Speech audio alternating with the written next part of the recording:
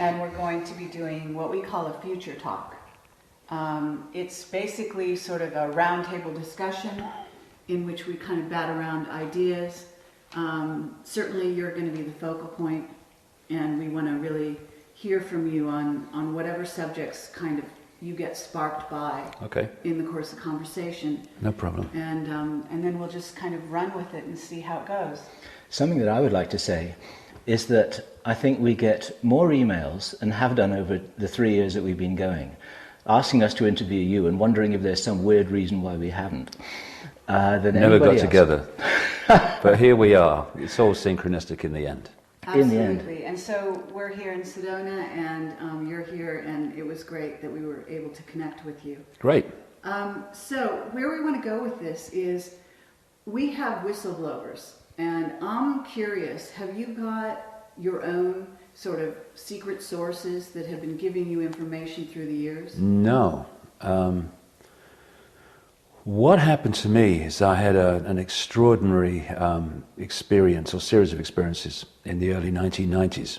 I was a television presenter and a national spokesman for the British Green Party. And suddenly I felt, over 1989, that there was a presence in the room whenever I was alone. And it became more and more tangible as 1989 unfolded. It was bizarre, really, because the Green Party in Britain had their biggest electoral year in 1989 at European elections. And I was going through all this while, whenever I was in a room alone, like a hotel room or something, there was this presence, you know. And eventually, it got so powerful towards the end of '89 that I was sitting on the side of a bed in a hotel called the Kensington Hilton in London, just down from the BBC headquarters. And I said to this apparently empty room, look, if there's something there, would you please contact me, because you'll drive me up the wall. About 2 weeks later, it must have been, I'm with my son, he was a little boy then, he's a singer-songwriter now, in mid-20s. 6'4". Right? Yeah, this is Gaz and Gareth, and we were playing football, and we were going to go down to the town to get some lunch. I live on a seaside resort in a place called the Isle of Wight in England.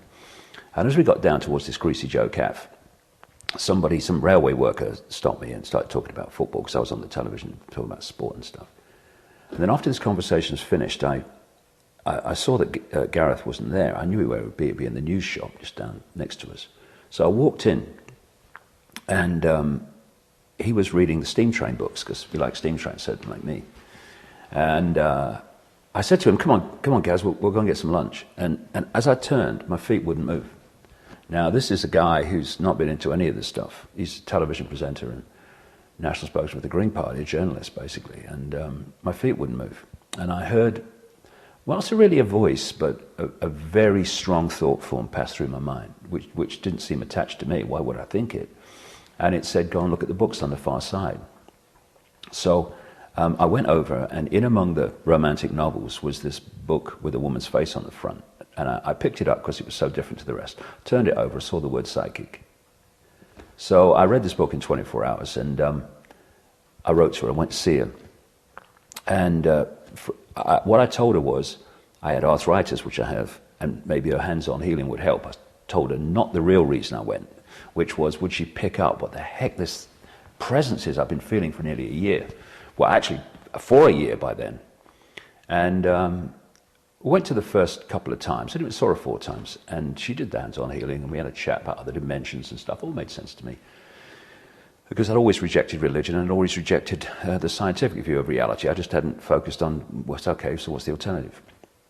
And then the third time I went, I'm lying there on this medical type bench thing, and I felt like a spider's web on my face, which really took me aback, because I'd read in her book that when other dimensions or whatever, spirits or whatever you want to use, are trying to lock into you, you sometimes feel like a spider's web on your face. Well, funnily enough, I never had before, and I never have since, but at that moment, seriously powerful, real, tangible. So I'm going, oh my goodness me, what's going on? And she's kind of doing this by my left knee. And I never said a word to her. And then suddenly she launches her head back and goes, my God, I've got to close my eyes for this one. This is powerful.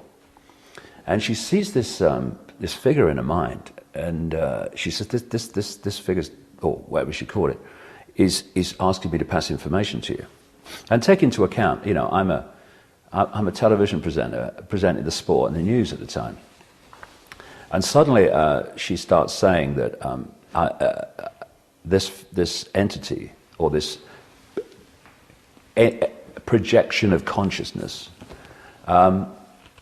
was saying that I was going to go out on a world stage eventually and reveal great secrets. That there was a shadow across the world that had to be lifted, that there was going to be a spiritual revolution in my lifetime because of a vibrational change. That's why the first book I wrote was called Truth Vibrations, after that vibrational change. And that one line was, one man cannot change the world, but one man can communicate the message that will change the world. I would write 5 books in 3 years. And I'm thinking, I know nothing about this stuff. 5 books in 3 years, you must be having a laugh. You know, this is all new to me. I wrote 5 books in 3 years to the month, and I didn't realize I'd done it until I realized it was 5, and then went back. It was 5 books to the month of 3 years from that time. And I went back another time, and the next time, and there was some more. So I left and waited. Something felt right about it, even though my mind's going, what? Within weeks, the BBC had decided they weren't going to renew my contract, even though I was the youngest one in their department I was in by a mile, presenter. And it would seem that I would have had a working lifetime future there. When I look back at that thought, my emotional chakra, you know, starts vibrating wildly. The thought of being in the media all my life, oh my God, when I look back, nightmare. Anyway, so now I'm out of work, but I feel I have to go with this. Unfortunately, I've always lived below my income, because I have a very, you know, I'm minimalist me. I'd rather have the money to go to India than a big house with a mortgage, you know. Anyway, so I had enough money to keep me going for a year. And then it all started. This synchronistic, almost daily, this daily journey through a maze. And when I started out, it was a thick maze. I had no idea what this was all about. I just felt I had to go with it. I didn't even know why I had to go with it. I just got to go with this.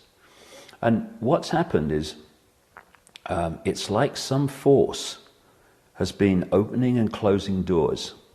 So I go down this road in the maze and not this one. And so coming round to, you know, answering your question directly, I just follow, and have followed now for nearly 20 years, this pulsing, this urging, this knowing that passes through me. I will, I edit my life on the basis of that. Will you go here? Don't feel to. Will you go here? Yeah, I feel, I'll be there.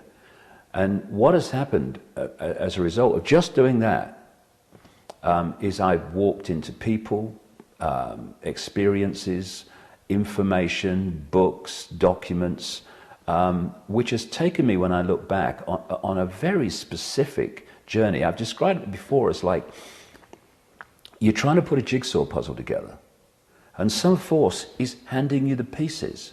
We feel the exact same way. We've had the same experience. Almost in the right order, that you can encompass them in the picture most easily. Mm-hmm. And so, first of all, in the early years of the 90s and through to about 1996, all the synchronicity was about the 5 sense level of this conspiracy. Banking scams, families connecting, same people behind this and behind that and behind that, who's behind the drug networks and all that stuff, banking families and engineered wars, what was really behind the Second World War, the First World War, what's this this network that is the guiding force of this conspiracy, all that stuff. And then from about 96, when I came to America to talk about this for the first time, and lots of people turned up. I talked to 8 people in Chicago, I remember that. It was that was what you might call an expeditionary 3 months, because I was talking to myself most of the time. But I was picking up information as I passed around, and what started then from 96 onwards was the next stage of this, which is these families that I'd learned so much about in the years before, were actually connected to some non-human race or entities, for which they were basically fronting up an agenda within this 5 sense reality.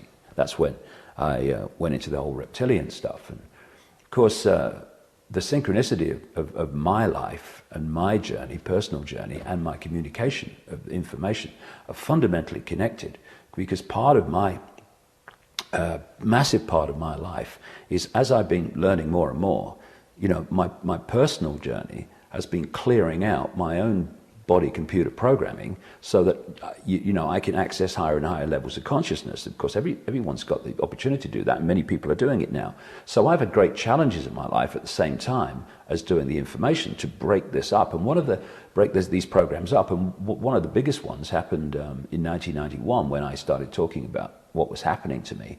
And of course, I was a well-known television presenter in Britain, so there was monumental ridicule of a kind that few people can actually have experienced. I mean, I would walk down the street and be laughed at by most of the people in the street for like 2-3 years. A comedian only has to say my name, no joke necessary, get a laugh. But can we go back to that? Because I'd love to get, to sort of drill down and find out how did you actually get into the reptilian situation? Well, yeah, what I was just going to say, the reason I bring this up is about the synchronicity of my life. Is because from 96, when I started going to the reptilian stuff, because I'd been through that mass ridicule in the early 1990s, it had cleared me out of the key thing that most people live in, the prison that most people live in, which is the fear of what other people think. Therefore, to me, coming out from the late 90s about the reptilian stuff was not a problem. Because the level of ridicule could not be greater than what is before. But why did you have ridicule before? Because the only ridicule I knew was about the reptilian. Oh no! I mean, I'll tell you another story that leads into that. Towards the end of 1990, when I had finished the book Truth Vibrations, and it went off to the publisher to be published in the spring of 1991. I had this overwhelming feeling, again, the urge, the impulse, to go to Peru. And I had no idea why, I just had to go to Peru. So I get on a plane to Peru, not knowing why I'm going there. And I land in Lima Airport, and from the moment I landed, amazing synchronistic things happened. But eventually, I had this Peruvian guide chap that was taking me around. And funnily enough, the first time I met that guy was in Cuzco, in the old Inca region. And I went round to his house, because we were going off traveling around Peru from that day. And he's lying on his back and asleep. And I walked in, because the door was open. And he looked up at me and he said, not hello, but do you have any dreams last night? What? I said, well, actually, I did. I said, I had a real big, clear, technicolor dream that one of these 2 front teeth fell out. I can't remember which one. And he said, is your father or grandfather still alive? I said, well, my father is, yeah. I said, why? He said, well, that's usually symbolic of your father or your grandfather dying. I thought, well, this guy's going to be a bunch of laughs for the next 3 weeks. And Wow. When I next got a call out of Peru, my father had died back in England. Oh my God. That's unbelievable. Anyway, I go around with this guy, and where it all leads, which kind of fundamentally leads to the reason behind the ridicule, was he eventually put us in a hotel called the Stanley in Puno. It's kind of southern Peru, not far from Lake Titicaca. And the Stanley Hotel was named after an Inca ruin site about an hour and a half's drive away. So there's pictures of this place all over the hotel, the ruins. And I said to the guy, I want to go there. So we go out, and I think he did a deal, get some money out of me, because I go out in like a little tourist bus with windows on the side, with a tourist bus driver and the guide and me, nobody else. We go out to this place, and it's in the middle of nowhere. And basically, when you looked around, it was encircled by mountains, in the distance, mind. And I go there. The only people there are a couple of children with llamas for tourist photographs, but they weren't no tourists. So I walk around for about an hour, and it's very nice. It's on a hill, a lagoon on three sides. And I go back to the car, and it was nice, but it didn't match the urge I had to go there. So I get in the van thing, and we start to drive away. And I'm looking out the window, daydreaming, and I see this mound to my right, but must be no more than 3 minutes down the road. And as I look at the mound, all I can hear in my head is, come to me, come to me, come to me, come to me, come to me. What? Because I'm really new to this stuff. I mean, what's going on with my life? So I said to the guy, can you stop the van, because the bus thing, I'm going up the mound. So I went up the mound. I couldn't see it from the road, but when I got to the top, there was a circle of standing stones, about waist high. These stones were obviously been there a very, very long time. So I walk into the middle of this circle, and I'm looking across to Stanley and across to the distant mountains, and it's a piercing hot Peruvian day, no clouds, not a cloud in the sky, very much like this one today. And I walk to the center of this circle, and suddenly my feet go again, like they did in the news shot, but only seriously more powerful. They're like magnets pulling my feet to the ground. And I think, oh crikey, I recognize that, here we go. And then I felt like a drill going in the top of my head and through my body, through my feet into the ground, and then another one coming the other way. And then my arms go out at 45 degrees like that. I never made any decision to do it. And of course, you hold your arms out there for, a minute. It starts to ache. Well, my shoulders do anyway. It was the best part of an hour. It must be 45 minutes to an hour, my arms were like that. And when it was over, my shoulders were agony, but when it was going on, nothing. And what then started to happen is this energy coming through me. This is February 1991. Got more and more powerful. My body started to shake with it. And I had two very powerful thought forms just passed through my head, just like in the news shop. The first one said, they'll be talking about this 100 years from now. And I'm thinking, talking about what? And the other one was, it will be over when you feel the rain. I've just described what the weather was like. It will be over when you feel the rain. I mean, you're having a laugh, mate. So what happened then for the next 45 minutes, because time disappeared, there was no time, I worked it out later, was that this energy just kept coming through me. And I kept going in and out of, if you like, awareness, consciousness, like driving a car, and you go, crikey, where did the last 2 miles go? And one of these times when I came back to kind of awareness, I noticed that over the distant mountains there was a light grey mist. And I kind of, as I watched it, it got darker and darker very quickly. And I realized it was pouring with rain over the distant mountains. And over the next little while, however long it was, I watched this storm come out of the mountains. And people, whether people talk about a weather front, well, this was a straight line. The cloud was a straight line. I've described it many times as like drawing the curtains across the sky. And this thing's coming towards me. And as it got closer, the sun's gone, it's been covered. And all the clouds are billowing, and I'm seeing faces in the clouds. It didn't make any sense to me, but I saw faces in the clouds. And then it's a wall of rain. I'm watching it coming towards me. And by this time, I'm hanging on, with this thing coming through, this energy coming through me. And eventually it hits me. Torrential rain. And everything stopped. And that's when I staggered forward, and my shoulders were agony and all the rest of it. And many other things happened. But when I came back to England after that, as I said earlier, my book was published in the early part of 1991, which is, a matter of a very short time after this experience. And when I look back now, it was like, if you've got a dam and it's holding water back, well, the water is calm, right? Because that's its natural state in that situation, if you like. But when the dam bursts, before a new balance is found after the dam bursts, all hell breaks loose in the water, right? As it's trying to go from one state to another. Yep. When I look back, what happened to me on that mound? It was like the waters of my mind bursting. And for 3 months, I didn't know what planet I was on, right? In the middle of this, my book came out. And I went on the biggest chat show, live chat show in Britain at the time. It's called The Wogan Show.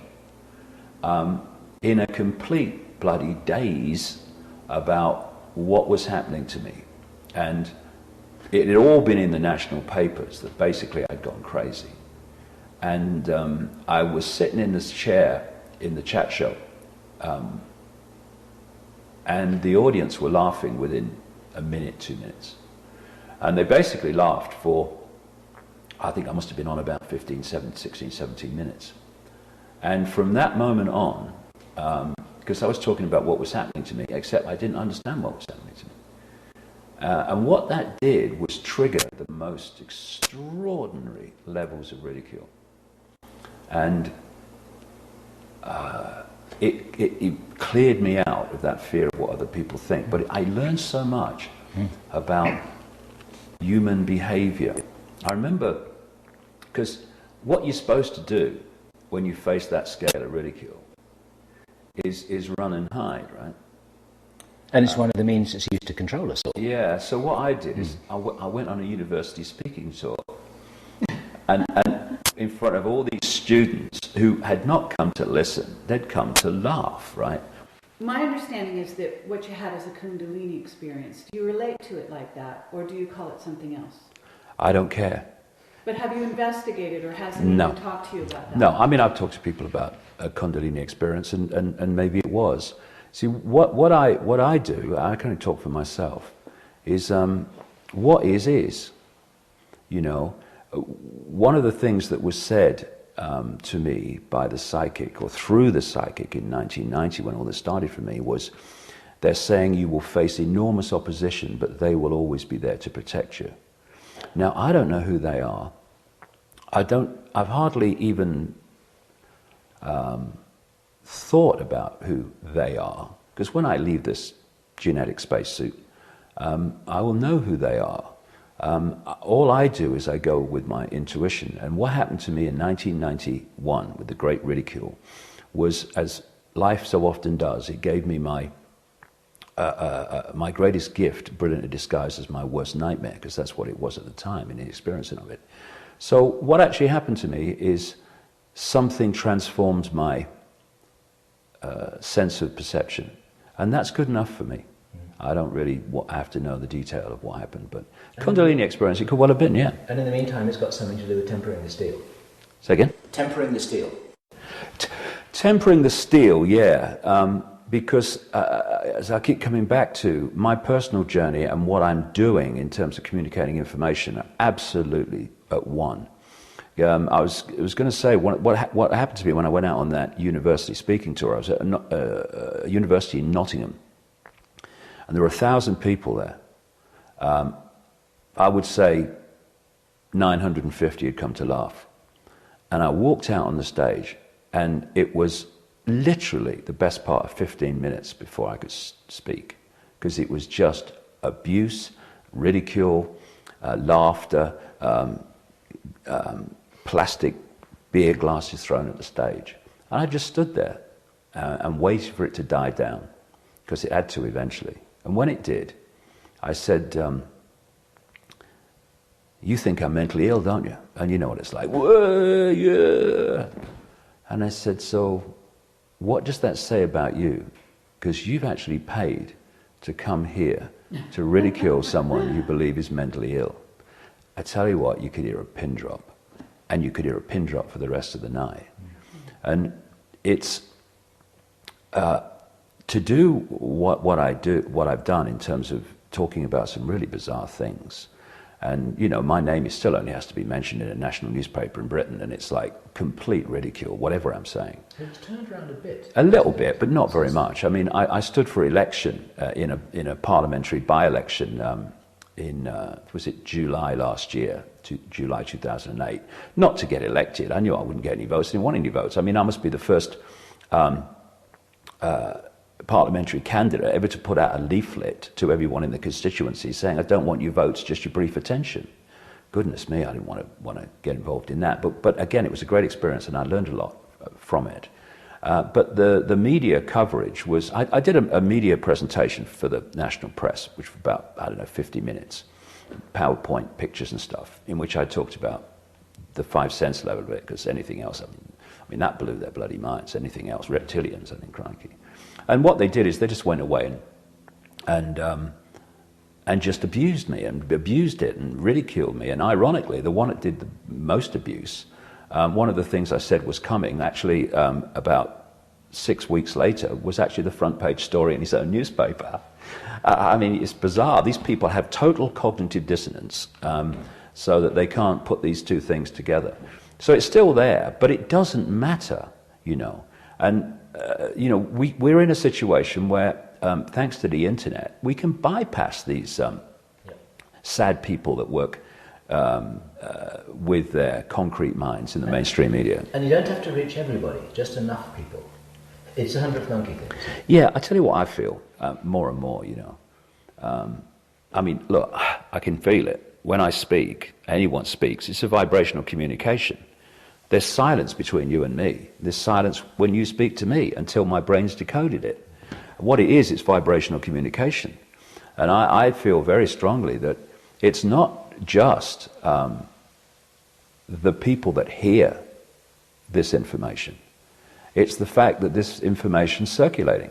If you do an interview for a radio station, 100,000 people might listen to it, but that broadcast frequency, carrying that information, is passing through the ether, if you like, and is there to be potentially picked up by people who don't even listen to the radio interview, and it touches them on a vibrational level. And you know, I think that's right. You're talking about the butterfly effect, in essence.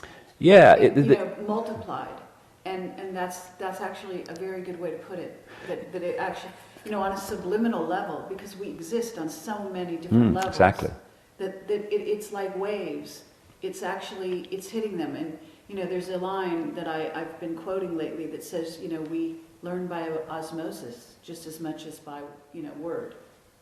It actually permeates just by osmosis into our skin, into our brain. Pick it up. Exactly. We're receivers. Exactly. We're receiver transmitters. That's what we are. But people think that the only form of communication is voice to ear.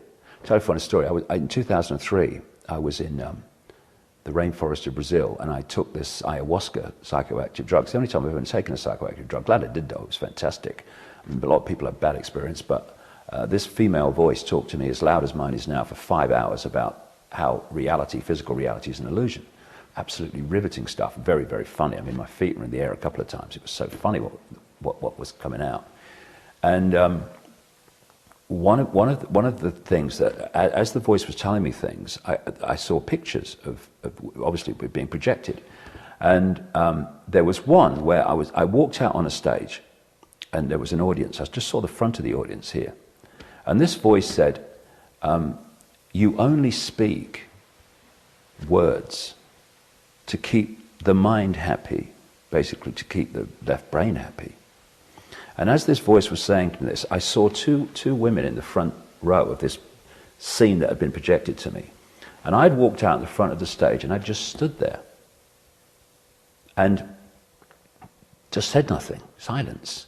And after a while, this one woman goes to nudges the other one like that and goes, basically, what's he doing? And the voice, so funny when it was said, because it came out of nowhere. The voice said, "You only speak because if you did not, the audience would be asking, when the fuck is he going to start?" And that actually carries a profound kind of understanding, because the real communication between all of us is unspoken. Absolutely. And this is very good news, and this is what I would impress upon people. The more you speak your truth, even if people are not listening, you're changing or offering a vibrational field which other people can tune into. When I look at the speed at which people are awakening, it's not just because of information on the internet. It's not just because of information in my books or someone else's books. There's something massive going on vibrationally, which fits totally with what I got through that psychic in 1990, which was, there is a spiritual revolution coming, and it's taking the form of a vibrational change. I can see it. In 1990, no evidence. Now, I mean, please, you can see it. I had people come up to me in LA when I spoke there recently, saying I was absolutely a part of the system until 3 months ago. Yeah. Right. Yeah. I read one of your books, and suddenly I'm just totally different. Now, it's not just because they read one of my books. If you start tuning into this vibrational change, then bang, things can happen real quick. And I personally find it such a good thing that from my experience, I went through all that nightmare experience in the early 1990s when I started to awake, not knowing what the hell was happening. Because now you can explain to people that if you have an energetic construct here, which was you believing everything was real and the system was serving you and this is the cutting edge of human evolution and all this nonsense, that vibrational field is vibrating your state of being out, and it will draw to you people, places, ways of life, experiences, etc., locations which fit your inner self, because the outer self is a projection of the inner self. So when you start to transform, this is what happened to me, but I mean it happens to everybody, to another state of being, which then draws to you a very different group of people, places, locations, ways of life, etc. There is a transition between the two. It doesn't go, one gone, here you go. This one has to break down as this one emerges. It's a process of one losing power over your reality, another one gaining power. It can happen very quickly, but it's not like instant. That's actually a great metaphor for what's going in the macrocosm. Exactly. On the planet. Exactly. And in the United States in particular, but certainly England, all over. I mean, what we can see it here. I mean, what's happening here with the economic, downturn, and with people losing their houses, their shells, if you will, change their lives. I couldn't agree more. And the more you resist, I think, the more destruction is going to happen. The less you resist, the quicker, the destructive phase is over and you can actually start climbing back up. Exactly. In your case, you were quite extraordinary in the sense that you had this radical change in your life. Almost, you went from, black to white. There was almost no downtime for you, it sounds like, although you said for 3 months. 3 months was the big downtime. But that's extraordinarily quick, especially in the 90s. Today, I think this is happening to people, and they are going through a quicker transition.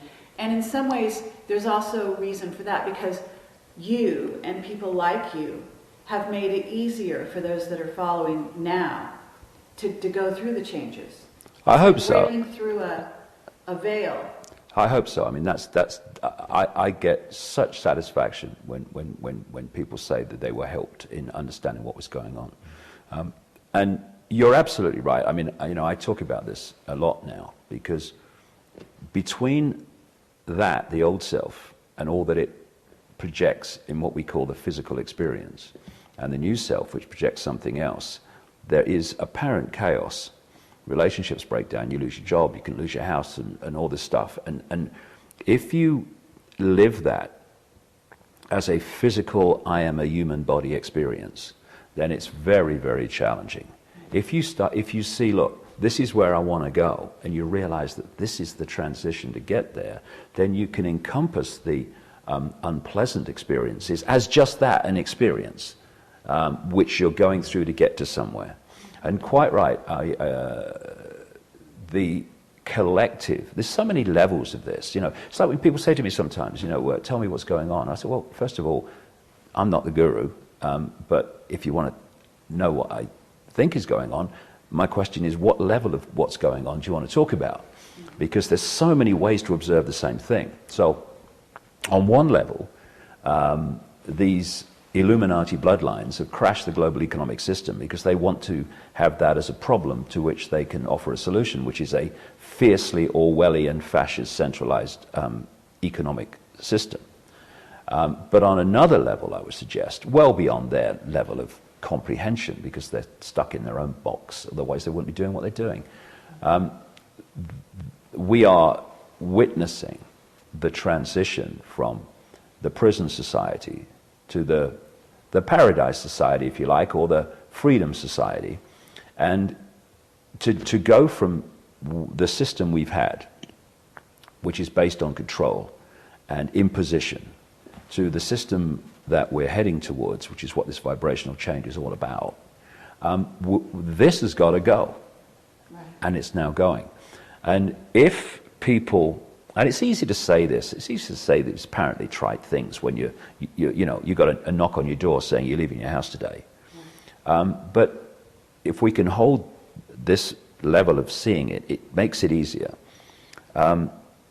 We're going through this process where it's all breaking down. And if we can encompass it as what it is, which is a collective experience to get to where we'd like to go, a world of freedom, a world of kindness, a world of love, a world of freedom to express your uniqueness rather than be imprisoned in your tiny version and false identity of what you are told you are, then it's much easier than if you seek to cling to the wreckage of the dying system, right, and hold it together. In some ways, you were something of a pioneer, where you had to go it alone.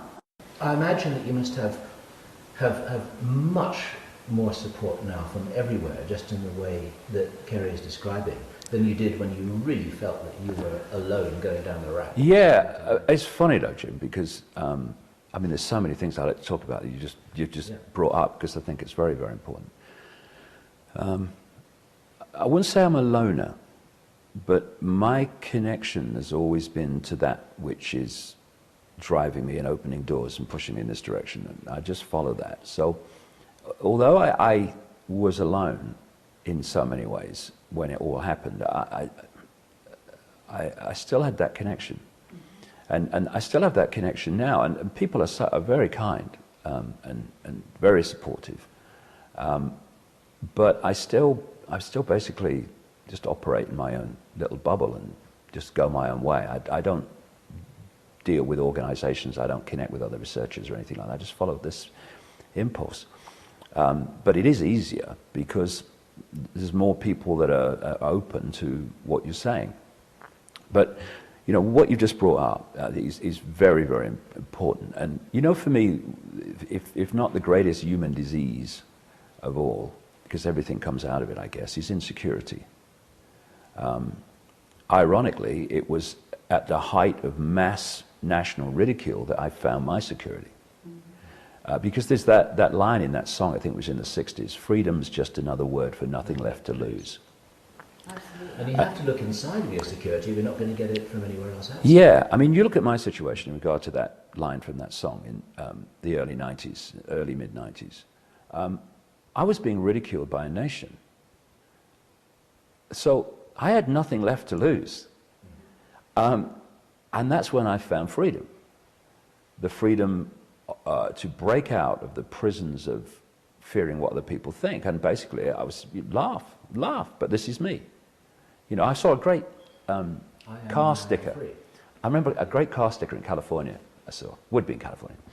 And it said, you laugh at me because I'm different, I laugh at you because you're all the same. And I don't laugh at people because they're all the same, but it is ironic when this herd mentality is kind of focusing on one person, as it was in Britain at that time.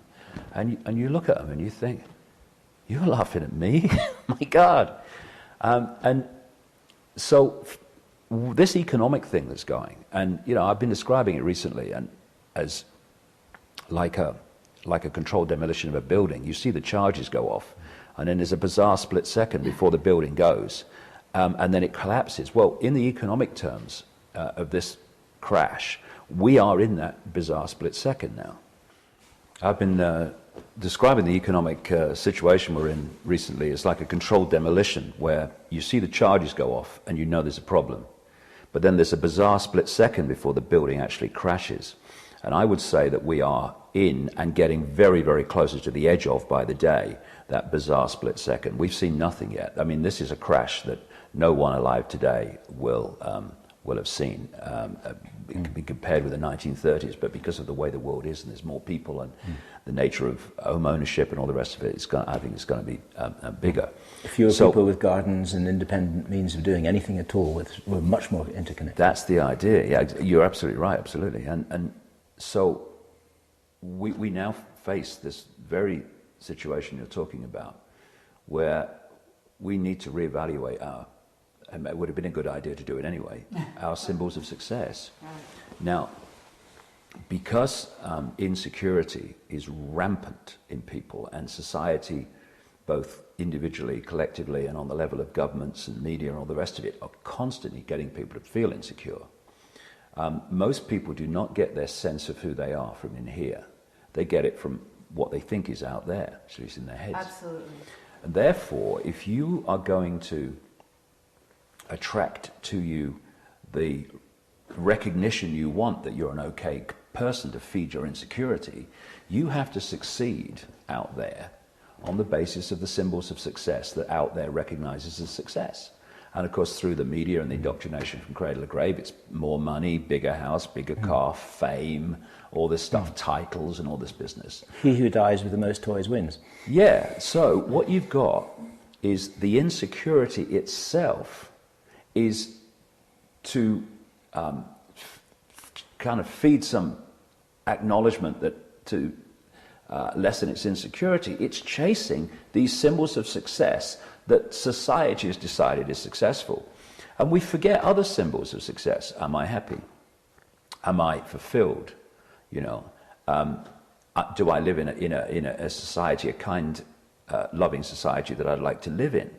And all this goes by the board, because the other thing about needing to succeed on this manufactured basis to feed this is that you then have to compete with all the other people that are trying to succeed in the same way to feed their insecurity.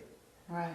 And that creates this dog-eat-dog, top of the greasy pole society, where everyone's walking over everyone else. Well, not everyone, but vast numbers of people are walking over everyone else, so that they're the ones on the top of the pile that get their insecurity fed most profoundly with the symbols of success. And this is why, this insecurity is why you find some of the most insecure people you'll ever meet in places like Hollywood and in the entertainment industry, because their insecurity is such, and they're not all like this, some very secure people who just play music and like to act, but there's a lot of insecure people because they need that extra adulation to feed their insecurity. And so if we can move our point of observation from I am this body that I see in the mirror in the morning, I am David Icke, I am Charlie Smith, Ethel Jones, whatever, to I am consciousness having an experience, then your values of what is successful change, because your point of observation of everything changes. And it's the mind working through the body that deals in status and symbols of success that are how high is your pile of trinkets. Whereas consciousness, it doesn't deal in trinkets. It knows they're illusory. And of course, when you deal in trinkets like that, it's the trinkets controlling you. You're not controlling the trinkets. Of course. And so, for me, the whole foundation, both of coming through this crash to something much better as a result of it, and the whole transformation in general, is moving out of mind and into what I call consciousness, which is that beyond this virtual reality game, beyond this biological computer we call the body.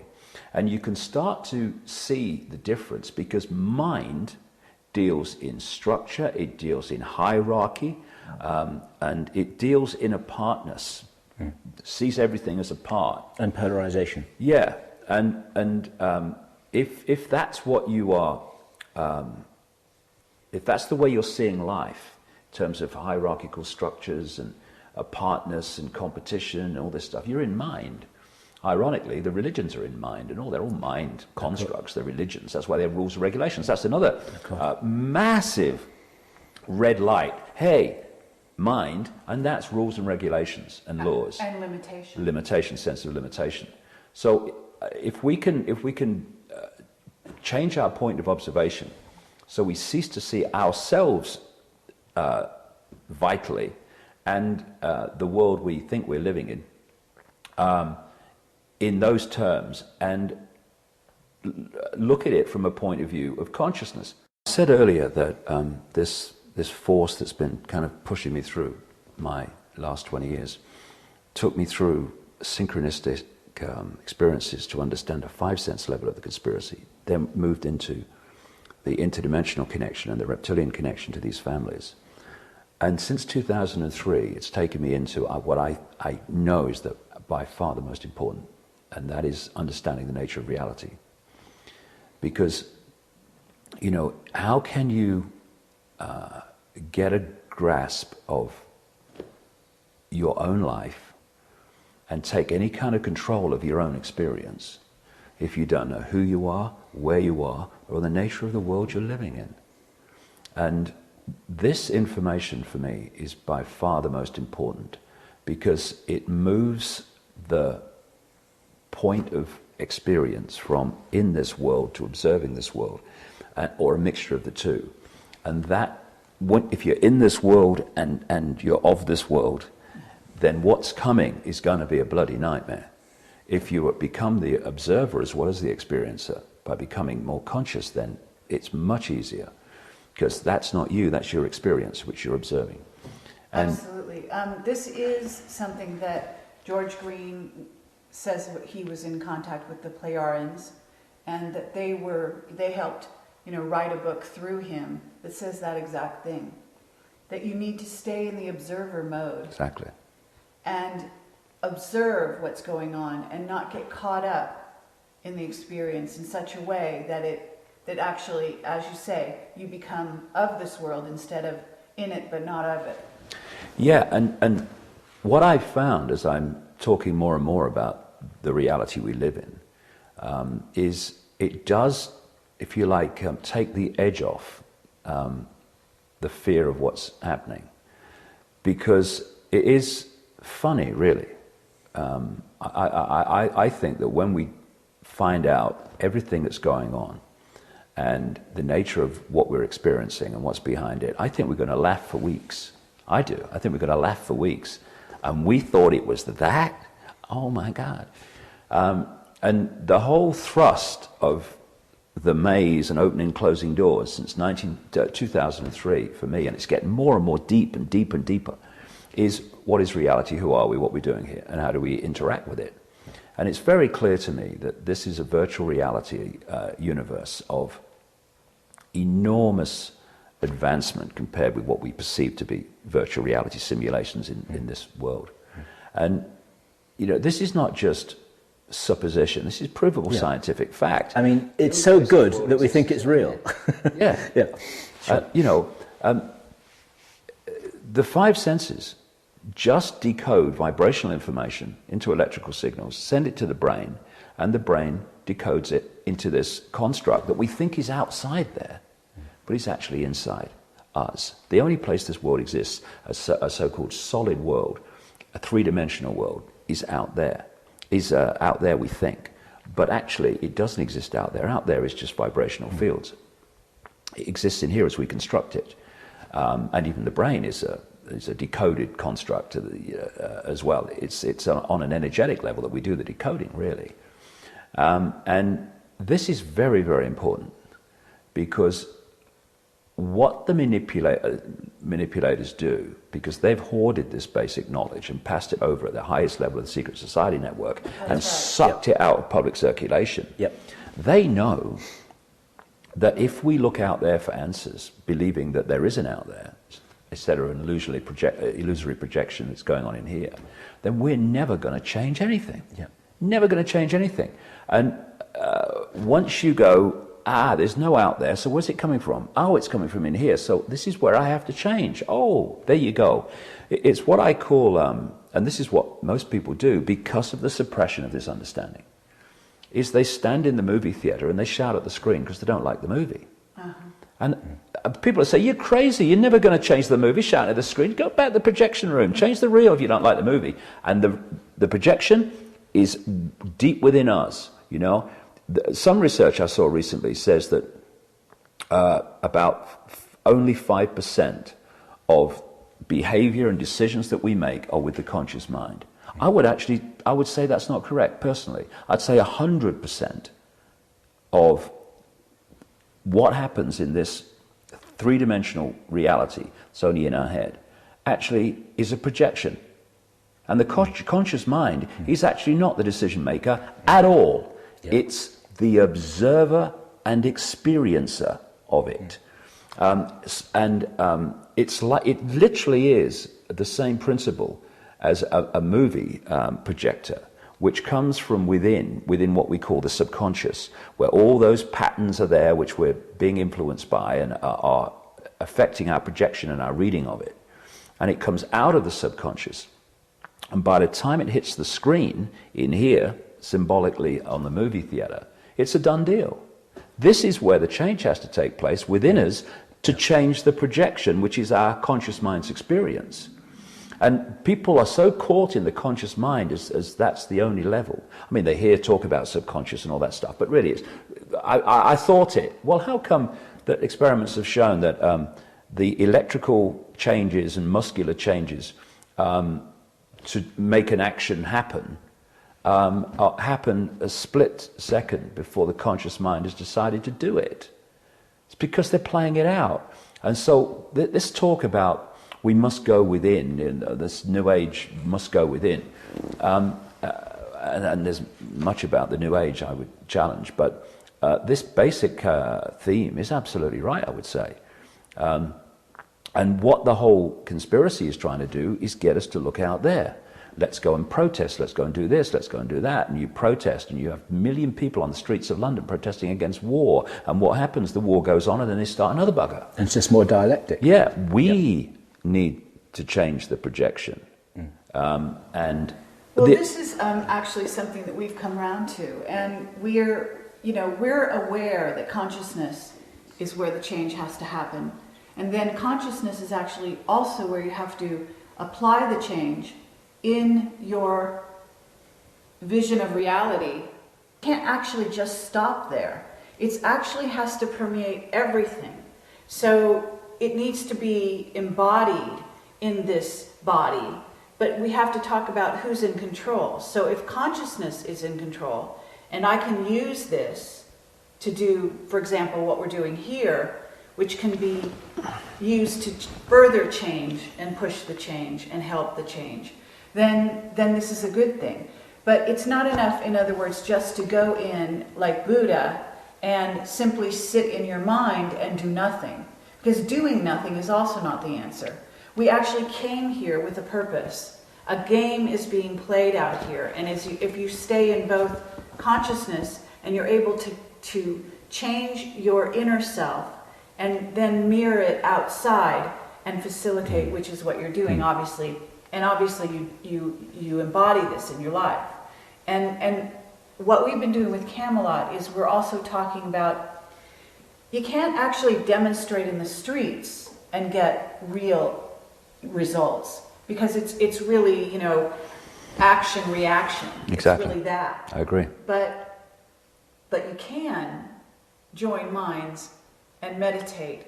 There are places for action that are actually really proactive and can change the world in a positive way. So it's a very interesting, you know, dilemma for people, that they have to actually embody the change that they see and live it. You know, you cannot be a contradiction to what's inside. It doesn't work. There has to be a through line. Well, I would put it this way. I would say that, as I mentioned a few minutes ago, that this reality, this holographic, illusory physical construct, which we put together in our heads, and it's like a holographic internet, I call it, that is 100% a projection. And by the time it hits this screen, it's a done deal, in our experience. But a lot of people I come across and heard, they do think that if you just sit and meditate or just go within, then that's all you need to do. But this is a projection, and it's a projection from somewhere. So this projection is an open book of the inner us, individually and collectively.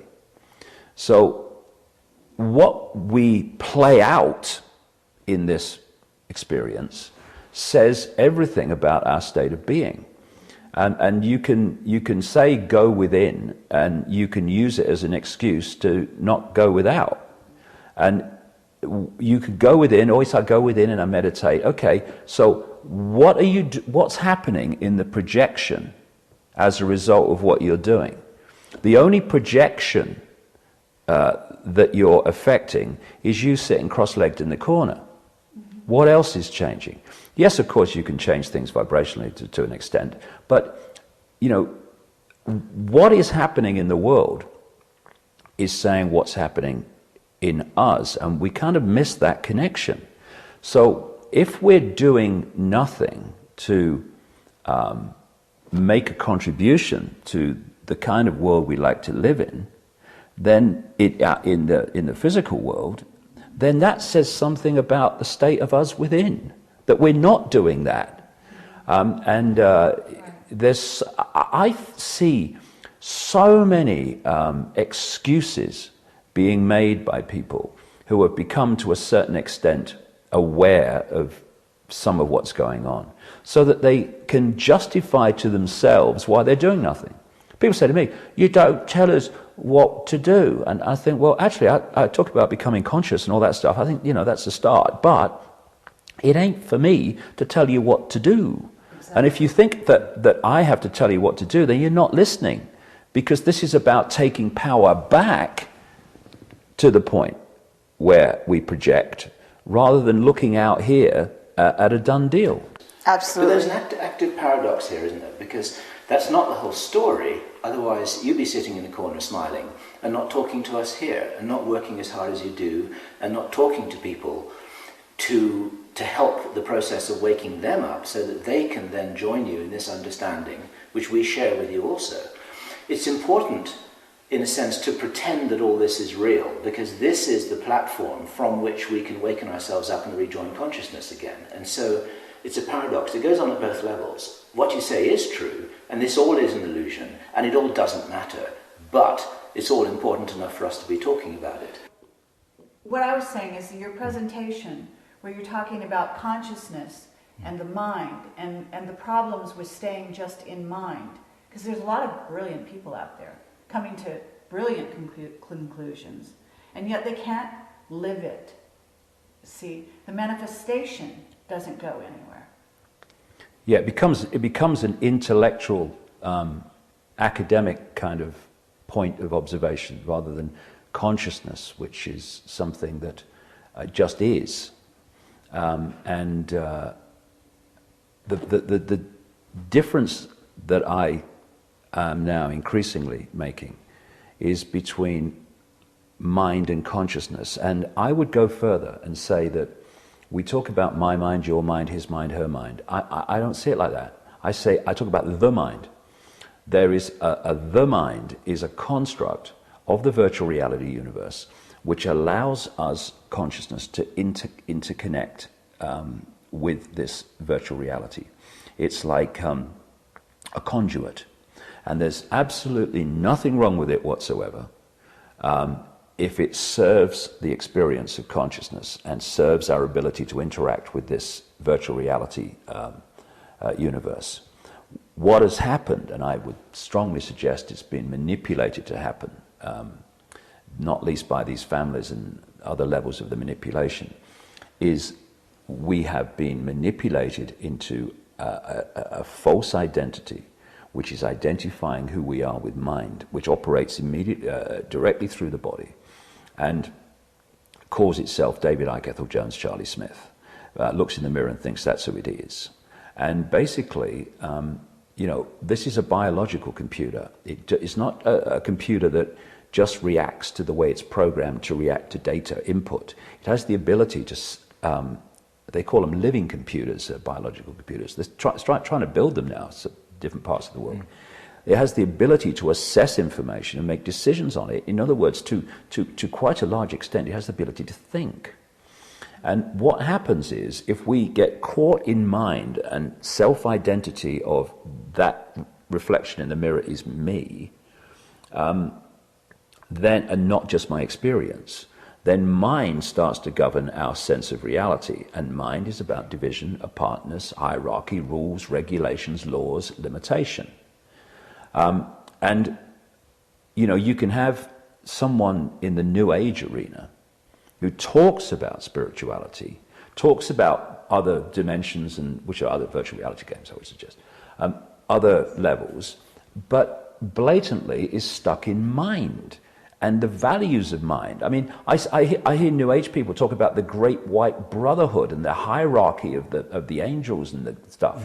That's mind talking. Consciousness doesn't do hierarchy. Exactly. It just is all possibility, all that is. And so the same mind construct, the mind, can entrap a New Ager as it entraps in another part of the mind a Wall Street banker. It's just another religion. It's another religion. That's the thing. I was talking on an interview yesterday, and we got into some interesting areas.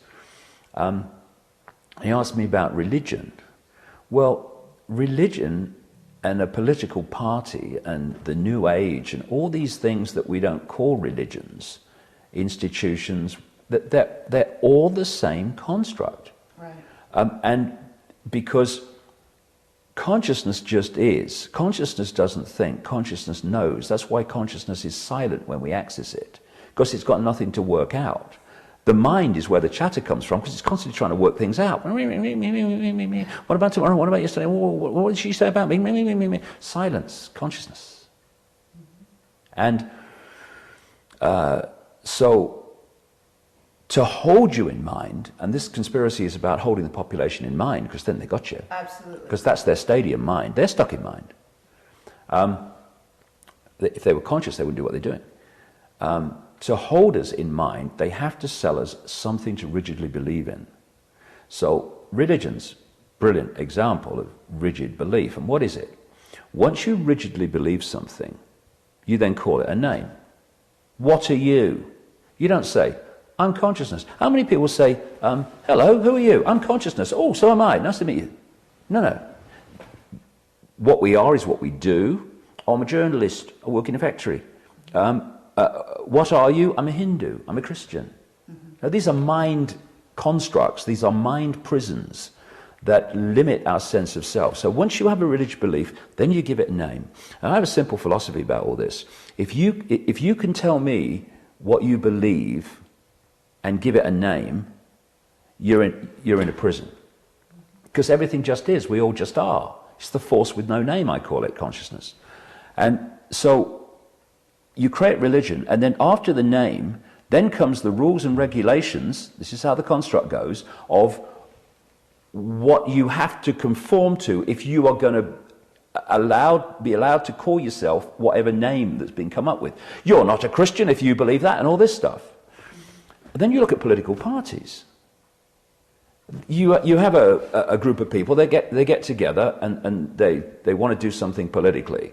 So they give what they're doing a name. Democrats, Republicans, Labour Party, Conservative Party, whatever. So there's the name. Now come the rules and regulations that decide if you can call yourself one of the... You can't believe that and be a conservative. You can't believe that and be a liberal. It's the same construct wherever you look. Yeah. And then the belief system, as research has shown, rigid beliefs, the neurons fire off in a certain network and sequence in line with the belief, because what the brain's doing is then filtering, decoding reality and circumstance through the belief system, which manifests in the brain as the way the neurons fire off.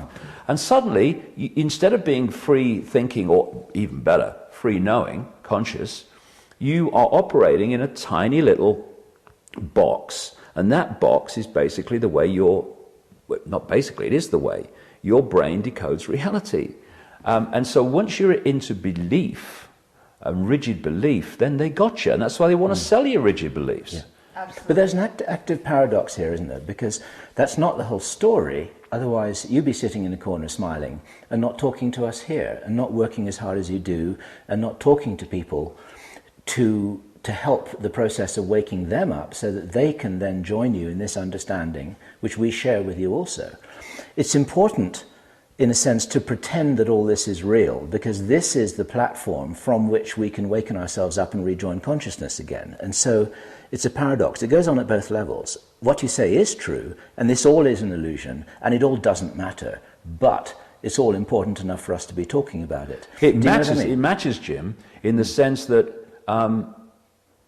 do we want to experience a reality that's very, very unpleasant and controlling and limiting and frightening and stressful? Or do we want to experience a reality that is loving, kind, where no one goes hungry in a world of plenty, where there is no war, because no one would even consider the idea that it was a possibility or an option? That's the choice we're making. We're always consciousness, and when we leave the body, we'll become at least much more aware of everything than we are now. So we're always conscious. We're all eternal consciousness. But the question is, what kind of experience do we want here? Exactly. You know, that's the choice. What kind of, we call it, what kind of game do you want to play? Yeah. We have a chance now, because we are consciousness, to change the rules of the game, to make it something different than it is. Change inside, but let's also agree, because that's what's happening. That's what a consciousness revolution has to be about. It's not good enough for you, David Icke, to have got it. It's not good enough for us to have got it. What we need is for everyone to get it that's in this game here on this plane, because that's what it's really about. In other words, consciousness, and this is where it gets into what is consciousness. It's love. And what is love? It's actually the awareness of all of us. Well, I would say everything is consciousness, but mind is consciousness, but it's a much denser expression of consciousness, and that's why it thinks everything in terms of limitation. And as people become conscious, it can, to use the term of a friend of mine in South Africa, consciousness can conscientize mind and bring its awareness out of the level that it currently perceives reality. But I do think it's important that if we're going to play this game successfully, that we understand where the game's being played. It's not being played out there. See, what the five senses are doing, like I said earlier, is that they're decoding vibrational information, turning it into electric signals, and the brain then constructs this apparent reality out there, which is actually only in here. So the prime reality is vibrational.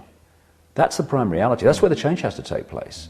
Because as the change takes place there, the five senses decode different vibrational states into electrical signals. Like that wonderful story told by Michael Talbot in The Holographic Universe. Yeah. And I read that page over and over again when I first saw that book in the late 1980s. This is the story about the stage hypnotist who hypnotized the father to believe that his father was that his daughter was invisible. Mm-hmm.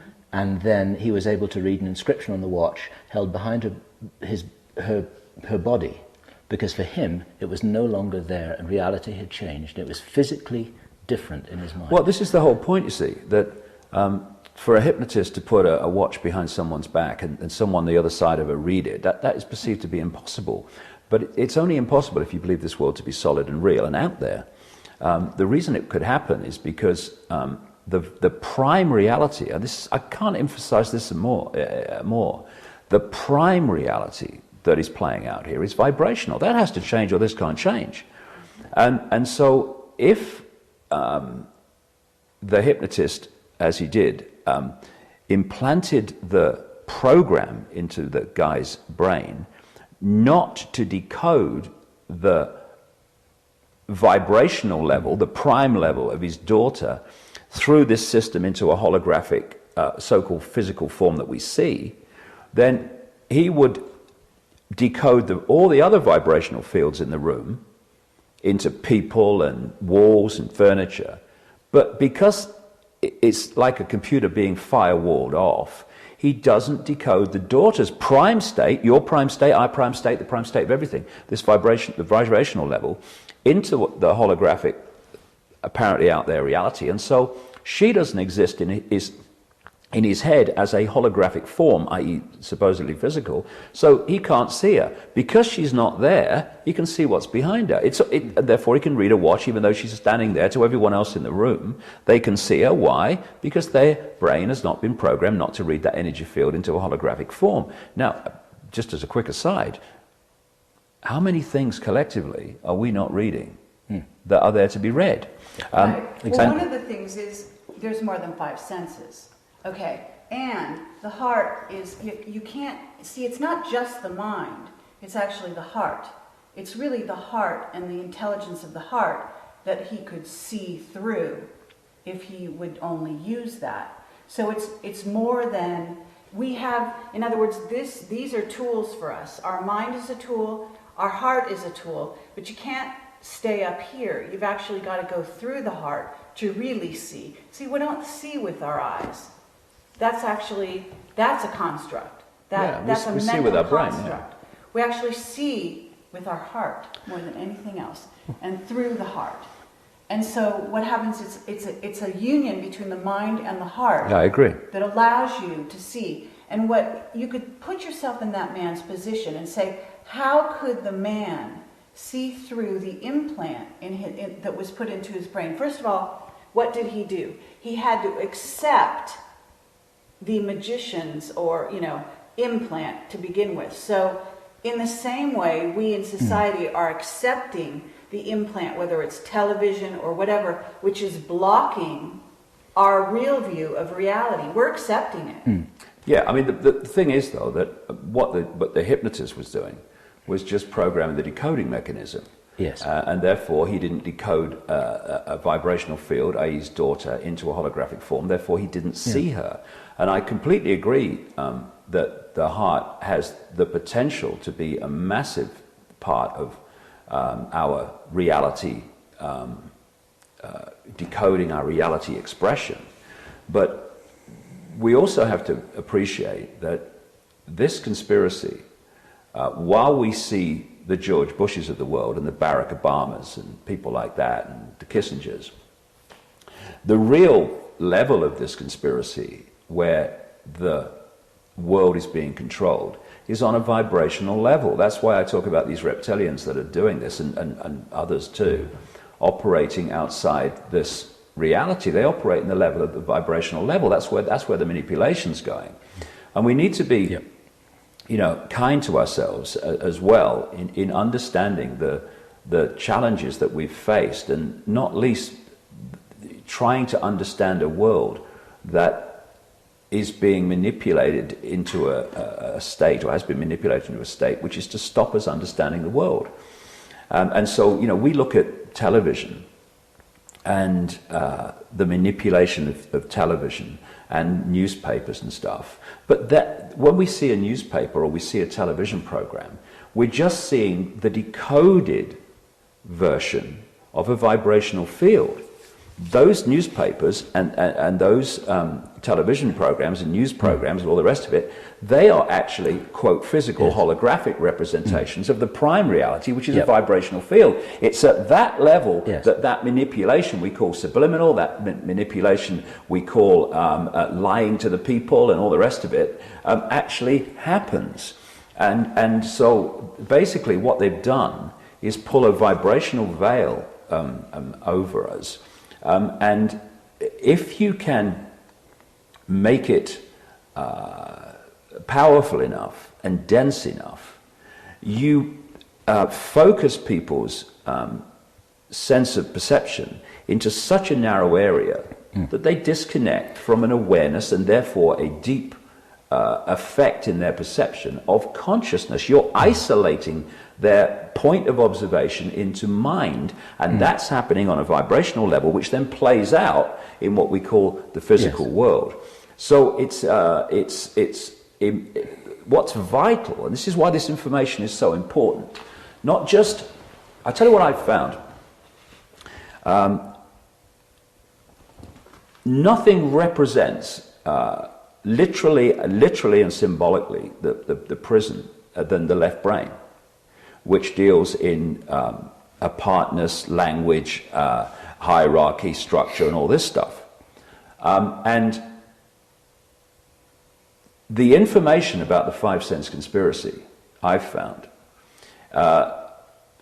one of its great values is that it operates in a left brain realm when you're explaining how this and that and the other is connected to the same people, and they control that, and this is what they're doing, and these are the techniques they use. That's left brain information. Right. And when people say, oh, you shouldn't put out that information, it's negative, they don't understand that we're looking at a multi-level situation, therefore we have to deal with it on a multi-level basis. That means covering all bases, not just sitting cross-legged on a mountain. Of course. Now, what I've found over the years is that once the left brain, because symbolically I see, you've got the left brain, which is what I'm talking about. You've got the right brain, which is a much more out there connection and sees everything in unity, the creativity. And then you've got the bridge, the corpus callosum, which ideally should be sharing information. So you've got a balance. You're in this world and of it, But what the conspiracy does, again, it's all on a vibrational level that it goes in and then it plays out here, is they put symbolically soldiers on the door to the left brain. This is why, to progress within this society, one of the most effective ways is to keep passing exams and getting degrees and all this stuff, because that's an exam is, here's some left brain information, now give it me back on a paper telling me what I've told you to believe. Okay, you've done it very well, you've got a first-class degree, a first-class indoctrination often. Now what this conspiracy information on a 5 sense level does, it talks to the left brain in the language the left brain understands. And I've seen it over the time in my personal experience, and of course other people would have seen it. It starts to make the left brain change its sense of reality. And once it starts to change that, it starts to think, well, hold on a second. If everything I thought about the world here was wrong, and it's not like that at all, what the heck else is in this world is not like I thought it was. And I've seen this where people, once that left brain starts this process of withdrawing from a sense of it knows what's going on to, I never knew then it starts to move. And as it starts to move, it literally starts to open to other possibility. And then this movement between the hemispheres can start to happen. And I've seen people who would have laughed in my face about reality and all that stuff, who now encompass it because they went through the process of credible names, dates, places, 5 sense information, explaining logically why the world is not like they thought it was on a 5 sense level. Everything starts to move then. So you know, it's important that the deprogramming of people's manipulated sense of reality happens on multi-levels, not just kind of, you know, we must become spiritual, we must go within, you know. I mean, people say, oh, Alex Jones, he just frightens people and all that stuff. Well, hold on a second. You know, just hold on a second. You know what's negative? It's not information, it's ignorance. That's what's negative, ignorance. And if you want to be ignorant and therefore a manipulator's party trick, then you go ahead. And if you want to look at the information, the 5 sense information that I put out and Alex puts out and people like that and many others, and say it's negative, it's frightening. Well, the fact that you find it frightening instead of empowering because you now understand the game better and therefore you have more power to do something about it, then that is not a statement about those putting the information out. It's a statement about the way you're receiving it. Exactly. Something that we liked very much was something that George Green said to us in our interview with us April last year. And he used the little analogy. He said, listen, if your car is on the railroad track and there's a train coming down and you don't know that, then, and I don't tell you, then he said, shame on me for not telling you, and shame on you for not knowing. And this is just a nice little way of encapsulating what you're saying. Yeah, I have an analogy I use very similar to that. I talk about not the hurricane coming, what do you call them? The twisters. The tornado. The tornado, yeah. And the tornado's coming, but you have put your head in a bucket of sand because you don't want to face the fact that the tornado's coming. Now, you can hide from that for a while, but you're still there, and the tornado's still coming. And your bum is still in the air, and it's going to get smacked very shortly by a tornado. If you lift your head from the sand, face the situation that you're in, there's a tornado coming, now you have taken power back to yourself by saying, okay, I see the situation now, I can take avoiding action, for my benefit. Of course. And this is why it's so important. And I hear people you might call New Age who talk about letting go of fear and taking your power back and come to this workshop and we'll show you how to do it. And then they say, oh, you mustn't talk about this conspiracy, it's too negative. And what happened to letting go of fear and all this stuff, you know? And what these are the guys who hope that the angel Gabriel is going to come and save us. You know? Yeah, well, that doesn't work either. Every level, it seems to me every belief system, every mind construct seems to have a version of the cavalry coming over the horizon. You know, okay, here's the cavalry, okay, here's the cavalry, here's the cavalry, there's the cavalry. And we need to understand that, you know, because if we give our power away to other people, where do those other people actually, where do they actually stand physically as we give our power away to them? Out there, symbolically. So what we're doing is giving our power away into the illusion and then wondering why nothing ever changes. The whole conspiracy, or the foundation of the conspiracy, is to persuade 6 billion people to give their power away every day. And the power used to control is the power these people are saying, thank you very much, thank you very much, thank you very much. Take it back, House of Cards comes down, because that's what it is. It's a House of Cards, and we're holding it together in here. We're constructing the House of Cards in here. Great news, we can bring it down in here. Right, but I have to say that we're not only going to do that with the mind. That's what's really important here. No, the mind plays it out. We're going to do it by becoming conscious. That's the point. Absolutely, but also left brain, right brain. I want to address that a little bit because it's not enough to reconstruct reality based on saying getting to a place where you don't know, and then you're willing to open to a new construction of reality, such that you're going to play the game different. but you're still lodged in the left brain. You must bring in the holistic view, the view that encompasses the heart, that encompasses the female, which is the yin-yang side of things, because what we have here has been playing out for centuries is a really yang view of reality, especially on the western side of the world. And so what I have to say is, it's more than just reconstructing the left brain in a new way to play the game better, because that's actually cheating yourself on another level. So what you need to grow and open the door between the left and the right brain such that there is a flow. And that means that you're talking about the heart, you're talking about senses that are beyond the five. And so you have to, what you had to do in your own exploration was you never would have gotten the information you wanted to get by staying in the left brain. It actually, as you said, you had physical sensations, they locked your feet, they gave you information that came out of nowhere. You couldn't make logical sense of it. Logic goes out the window. So left brain's gone. It's even words are useless when you get into that place. So I agree. You must actually, it's like traveling in a sense. You must actually travel to a different place. What you do is you follow your intuition. Right. You're over on your, I guess they call it the right side of the brain. That's where you are. That's where intuition resides. So you've opened that door. There is a flow, and that's really what has to happen. Well, yeah.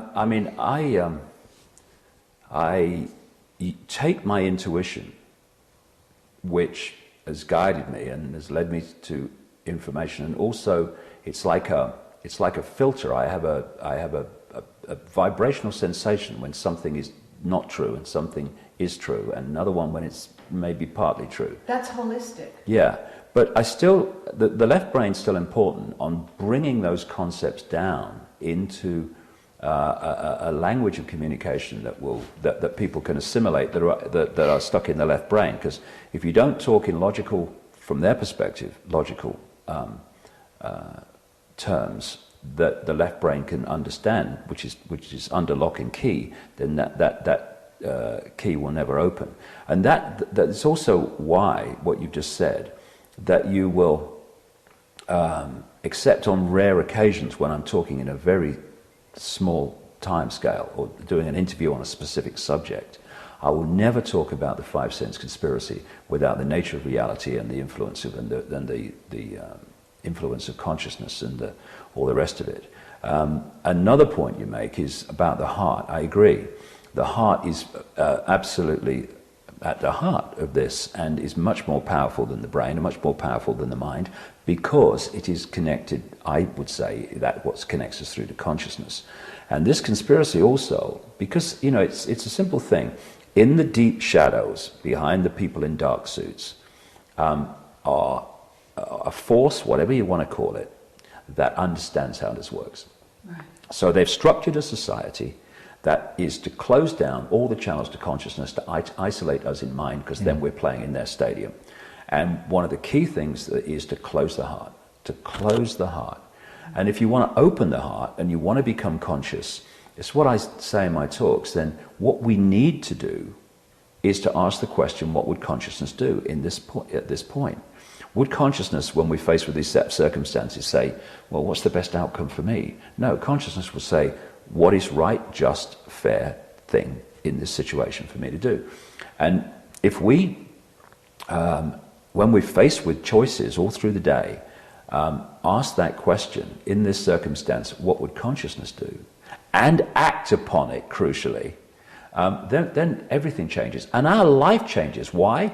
Because we are now starting to resonate with consciousness because we're operating in its realm, which is by doing what we say consciousness would do in these circumstances, we are vibrationally locking in to that level and therefore becoming more and more influenced by consciousness. When we say, I never see that, but I mean, it's not good for me if I do what's right in a situation. I must do what's right for me. That's mind, so that's locking you into mind. This thing about becoming conscious, I see it so often all over the world. I mean, I was in India just before Christmas, and good luck to them, but they make it sound so complicated. And a lot of the complication, I see this with New Age people that stand on stages and do workshops, not all of them, of course, but I see it with gurus in India and stuff like that. Not all of them, again, but vast numbers of them. The complexity says two things. One, they don't really understand it, because if you really understand something, you can put it in simple language. I'd agree with this that. Is why you get academia repeating jargon, and you say, look, I'm an idiot, mate, okay? I never passed an exam in my life. I left school at 15 to be a professional soccer player. You're going to have to put it in language I can understand. They can't, because they don't really understand it. They're just repeating jargon.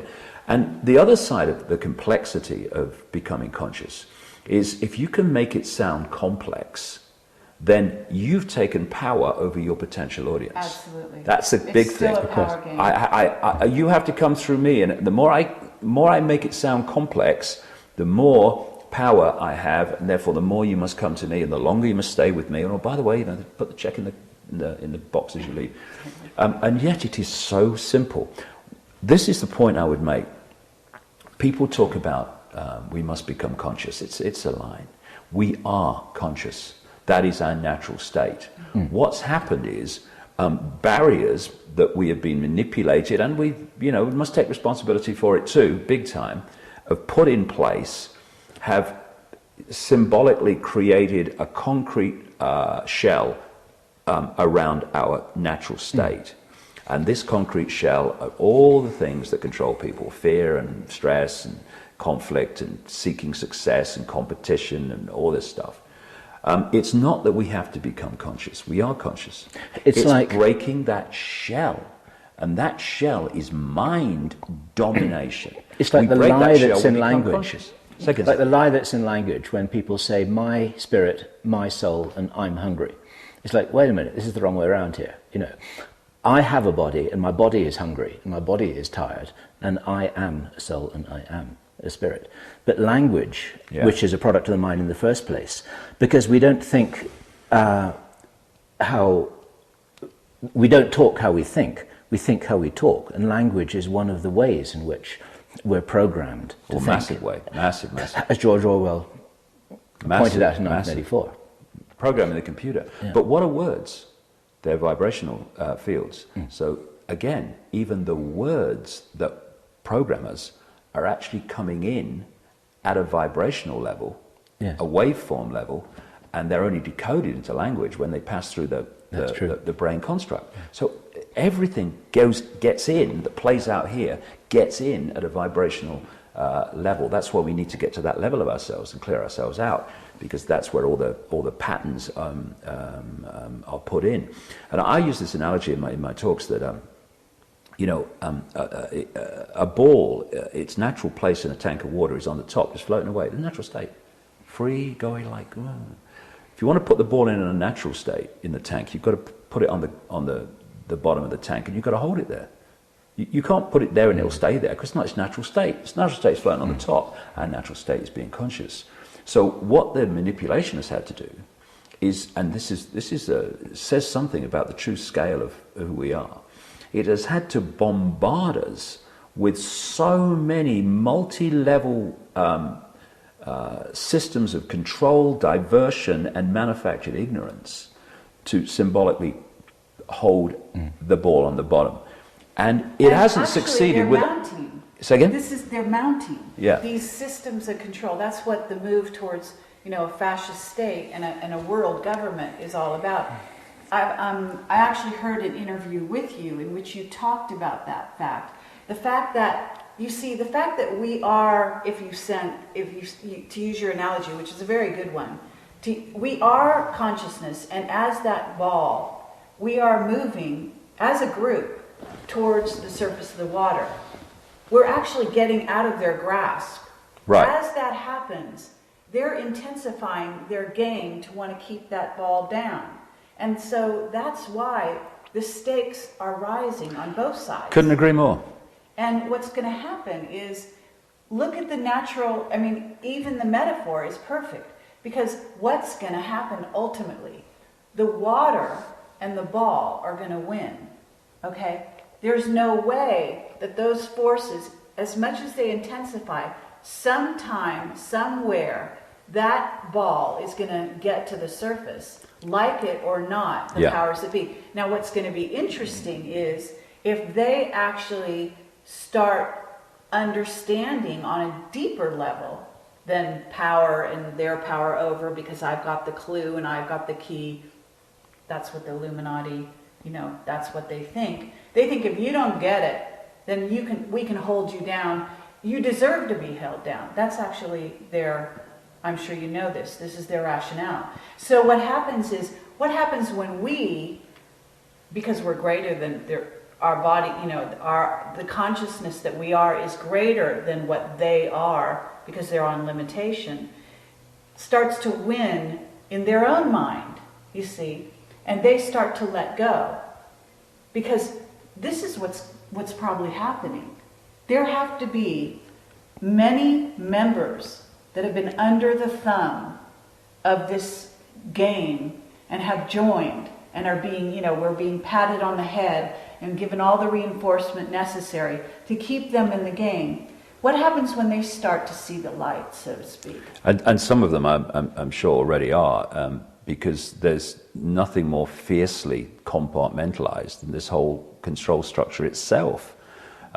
There's so many people within the control structure, right down into mainstream society, that are daily contributing to this gathering fascist global state, who have no idea of the true implications of it, or as they go up higher and higher, have been misled about the nature of themselves, reality, and the force behind it. So the nature of the chaos and the destruction will actually work in the favor of releasing the ball, because what happens is during chaos you can change sides, you see.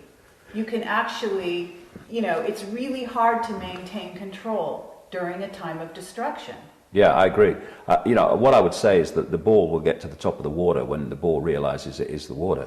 And the scale of the movement and the speed of movement of this conspiracy now, as it puts in more and more surveillance, more and more control, more and more centralization of power, etc. I've been saying for years now, that is not about even gathering more power. It is about defending the control that's already there, because they understand. I mean, if I can go to a psychic in England in 1990 to be told through this psychic that this vibrational change was coming and it was going to create a spiritual revolution, I mean, are the Illuminati families not going to know that this spiritual change, this vibrational alarm clock is coming? I mean, of course they are, and they've known about it for a long time. And so what we're looking at is when you move the power from we're controlling, we're going to give more power, to we must impose more and more control to stop this happening. They're not in a, if you like, a proactive situation now, as they push this Orwellian state on. They're in a defensive situation, trying to keep the lid on human ignorance as this vibrational change brings it to the surface. And, compared with consciousness, this Illuminati, I mean, they're flies on an elephant's back, and they're going to get removed. And, I think if it's not about winning the game, it's not about losing the game. It's about realizing the nature of the game and the fact that it's not about winning and losing, it's just about experiencing. And as these pyramids of control, certainly the lower levels first, start getting picked off by this vibrational change and people start to see things differently. As I've been saying for 20 years, look at a pyramid. The capstone's the place of the power. No, it's not. The capstone's up there because the rest of the pyramid's holding the bugger up there. The rest of the pyramid moves away. Where's the capstone going to do? It's going to crash to the floor. There's nothing holding it up. We're holding up the structure that is our own control system. And I used to tell a story years ago. You'll remember, Jim. Larry Grayson, the comedian in England, right? And I knew Larry towards the end of his life. He used to do big shows on the BBC. And I was invited to his memorial service at Covent Garden after he died. And there's another comedian in Britain called Roy Hudd. And he did this presentation about Larry's life. And he told this story, and I sat there and I thought, whoa, that is so profound when applied to what we're talking about. Roy Hudd said that Larry Grayson had told him this story, that in the days of the Music Hall type theatre, or the last vestiges of it, Larry was in an all-male show going around Britain.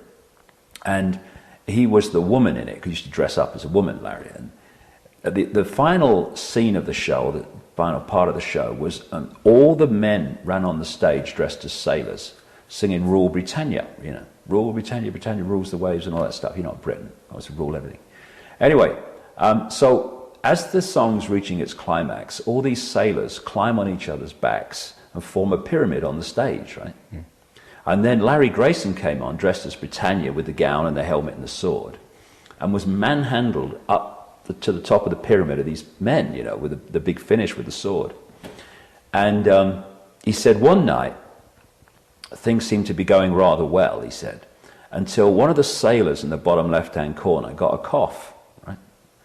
And the cough got worse and worse and worse until he couldn't hold his place in the pyramid anymore. And he's standing on the stage at the bottom of the pyramid, this guy, you know, Ethel Jones and Charlie Smith. And in the end, he couldn't hold it anymore because the cough got too bad. And he had to step out of the pyramid. What happened was Larry Grayson at the top, symbolic of this Illuminati, ended up in the second row because the whole pyramid collapsed because one little guy on the left-hand bottom corner got a cough. Lovely. You know, the pyramid power, in one way, is all roads from the base of the pyramid lead up to the point of the pyramid, and that's how they control. The thing that I would like to connect up with this, it's so interesting what you're saying, and we passionately agree with your thesis here. And one of the things which I love about your work is that it's like, in order to control, or rather, one good way to control somebody is to lie to them. And therefore, if somebody, you know, if you're being lied to, then someone is trying to control you. These things are intimately connected. Right. And we are being convinced that this reality is all that there is, that these are just animated hunks of meat that last for 70 years and 10, and then that's a lot. And then either we're pushing up daisies or we go to heaven or go to hell, which is another trap and another lie. Absolutely. And meanwhile, there's some fascinating things going on behind the scenes. And as you must have known from your own research and your own contacts and your own conversations, that you've got a magical component to the controllers, meant in the real definition of the word magic. Black magic ceremonies, rituals, sacrifices, all kinds of things that you and I don't want to know about, but actually this is part of the truth of the matter. This is what they do. They evoke jinns, they do strange things, they influence people at a distance. I did an enormous amount of stuff about that in the late 90s. And it's not pleasant to look at, and it's real. And then there's another aspect of this, which is something that's been coming at us quite a lot from Black Project's insiders, which is not the black magic, but the black technology, which was well stated by Richard Hoagland, who told us that he'd had a phone call from an insider who said that they would rather lose an American city than give up their new physics. And this new physics, we were told by somebody who we met in Thailand in October. We've given him the pseudonym of Jake Simpson. We know the guy very well. He said that the state of black physics at the moment is, when I say black physics, it's like secret physics, as in black operations. Yeah. Those guys are not all evil people, but they're on the inside. And they're playing these games with all the resources and all the knowledge that is denied the public domain. Right. 10,000 years ahead of public sector physics, they say, accelerating away from public sector knowledge at the rate of 1,000 years a year. And I checked those figures with him. That's a lot of zeros. 10,000 years ahead. And he told us, for instance, that the technology exists to phase shift soldiers, special forces soldiers, so that they can walk through walls. Yeah, I've heard that. Which is quite... I've heard that. You've heard that? Yeah. It's an interesting corroboration. These little stories pop up here and there in different researchers. And I think the thing is, Bill, that the reason for the vast acceleration is there's a critical point where you understand reality, and from that point the potential just absolutely soars. Whereas because of the suppression of science in the public arena, they're nowhere near yet that line where the potential soars. So in the secret projects they've crossed that line, and therefore they're accelerating away at the rate you talk about from mainstream scientific understanding. That's exactly right. And they're working with interdimensional intelligences to have gotten to that place. Absolutely That's right. It's really a key, and ETs, negative, service to self, ETs, basically, that they're, working with. And certainly becoming aware of the veil behind the veil, because you can talk about consciousness and mind as we have here, but if you want to lay out, if you want to understand what's really going on, you do have to talk about ETs, and you have to talk about interdimensional entities, and also entities that don't have physical bodies. Sure, that's what I was saying earlier. We've got to do this on all levels, because it's operating. And the on all best levels. presentation which I heard of the answer to one of the most important questions, and I can't remember whether it was yourself or Jordan Maxwell, or perhaps both, who said, how could humans do the things that they do to other humans on this planet as they seem to really be doing?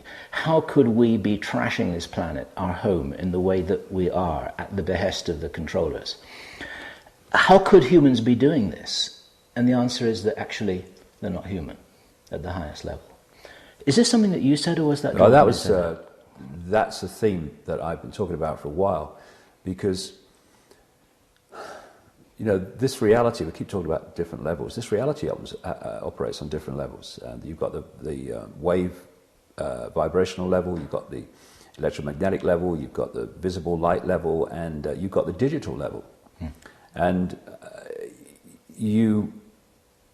when you talk about the level of advancement and potential that you mentioned earlier, it is a cinch to, if you look at where the development of artificial intelligence is moving now within this Stone Age level of awareness, you imagine what is possible at the cutting edge of the secret projects, and even beyond that in the realms of the non-human levels of this. And they have, without question, the ability to create artificial intelligence that looks to in the decoded world, because I'm decoding you now, what you are is a vibrational field.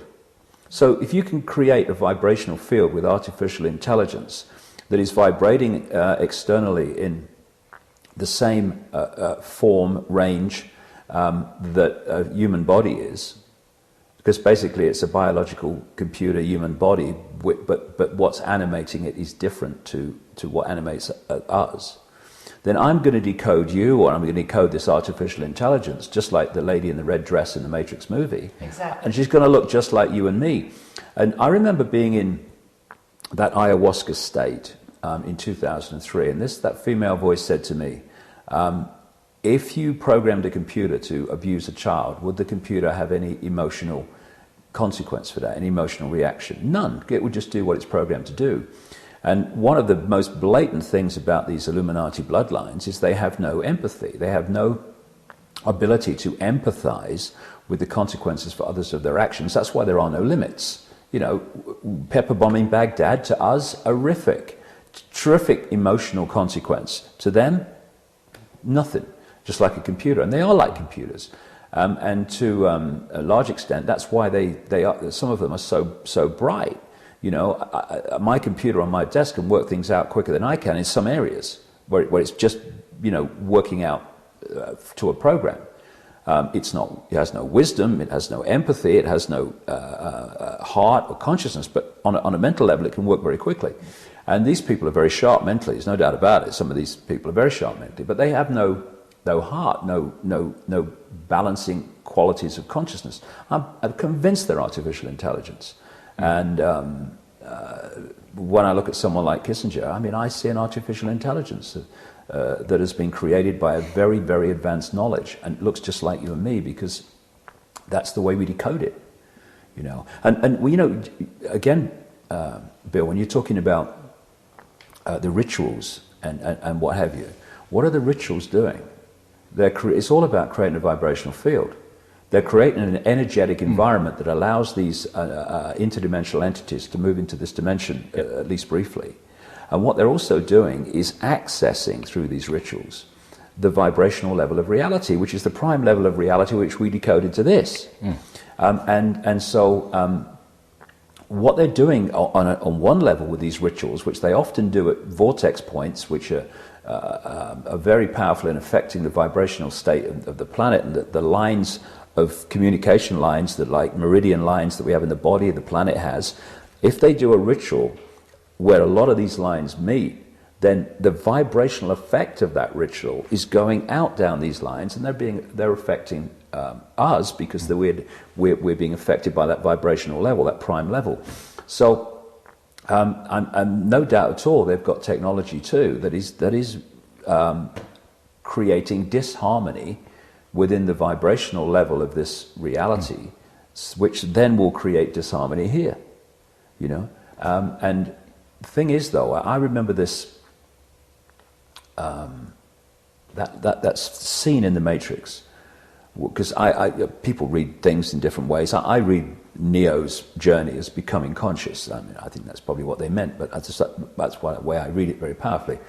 And there was a point where he's in a simulation with the Morpheus character, and Morpheus is explaining about the agents. Now, for agents, read people that you're talking about that have the ability to do incredible things within this reality because they understand how it works and they keep it from the people. Right.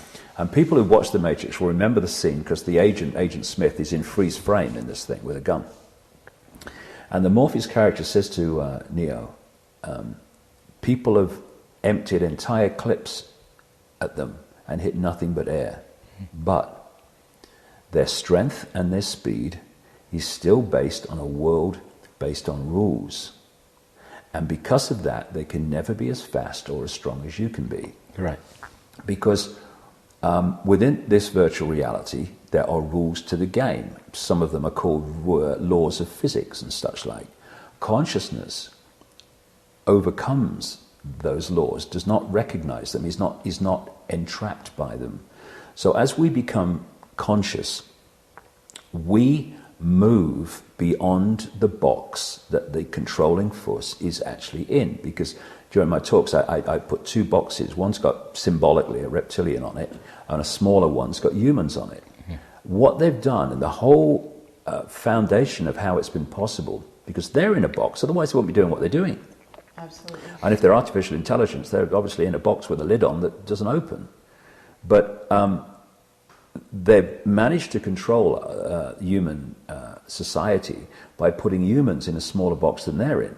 Again, we come back. Symbolic of the box, they're holding the ball on the bottom of the tank. Mm. As we become conscious, we go beyond their potential. Mm. And that's what they're terrified of. Let me tell the story about Bill Burns and Admiral George Hoover. Don't know if you've heard this one, but we'd love to tell this one on camera. Okay. Bill Burns, Los Angeles-based editor of UFO magazine, talked to Admiral George Hoover from the Office of Naval Intelligence before he died, when he was an elderly man, and he had one of these turnaround experiences when he was very old, and he started to talk to Bill Burns about what was really going on. And Bill Burns wanted to know about things like the Roswell crash, all of this stuff. And one of the things that George Hoover told Bill Burns was that the Roswell crash, the visitors there were time travelers, there were us from the future, time traveling future humans, which we've heard from other sources as well. And the most important thing, though, the biggest secret, was how powerful we are, the consciousness we have, the ability that we have. And Bill Burns' words from George Hoover was our ability to manipulate the consciousness around us. And if we started to do that, as far as the controllers were concerned, we would create havoc. And this is what must not be known. It must not be known how powerful we are. Because the time-traveling future humans use their consciousness in order to bridge these dimensions. And what these discs are, according to Hoover, and also according to Philip Corso, who wrote The Day After Roswell, was that they're amplifiers and focusing devices of consciousness, and the pilots are an integral part of the machine. And as any quantum physicist will tell you, its consciousness actually has the ability to determine whether Schrödinger's cat is alive or dead, whether to determine probabilistic quantum outcomes, to actually influence reality. You can't do quantum physics without taking account of consciousness. And therefore this means if you have a very high control and ability in that realm, it sort of bridges mind and consciousness. Then, just as great adepts are said to be able to do, you can bilocate. So we'll do it all together, we'll do it in a craft, it'll help us, it'll amplify us, and this is what the crafts are. And this is why they were baffled when they opened up these things. They couldn't find an engine. That female voice in the ayahuasca experience said to me, why do you fly in a plane when you're only flying through yourself? Exactly. And what came to mind when you were talking there, Bill, was the carry-on of that scene in The Matrix with the Agent Smith, where we're saying, you never be as strong and fast as you can be. And then the Neo character says, do you mean I'll be able to dodge bullets? No, Neo. When you're ready, you won't have to.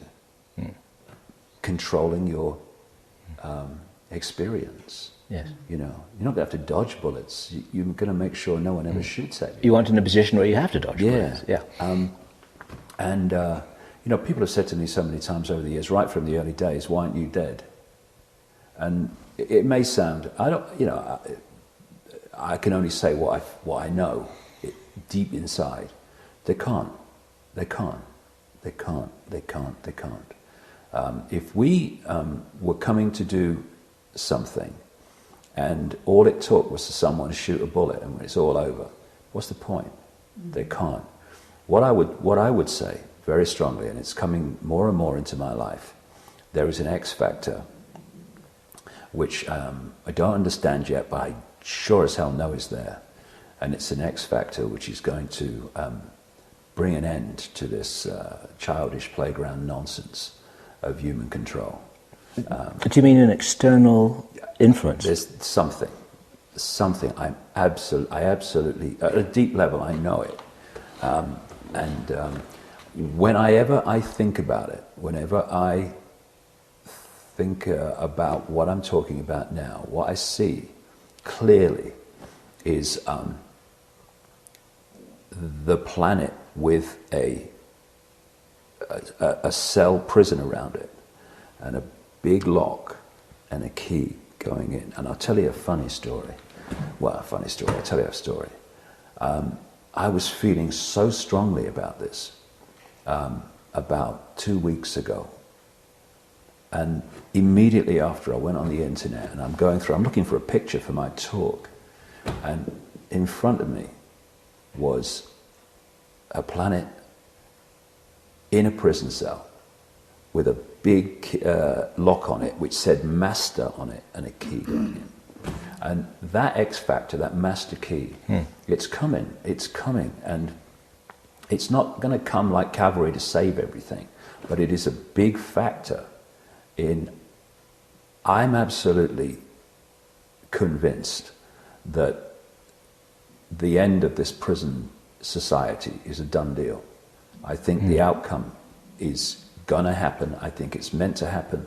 And we're now seeing, and it will go on for a while, but we're now seeing the last throes of a dying system where the Illuminati in their box are believing they're crashing the system to create something else, when it's actually crashing ultimately for another reason. Is there a real danger because you've got a cornered tiger that at its most dangerous when it's cornered? Is that possible?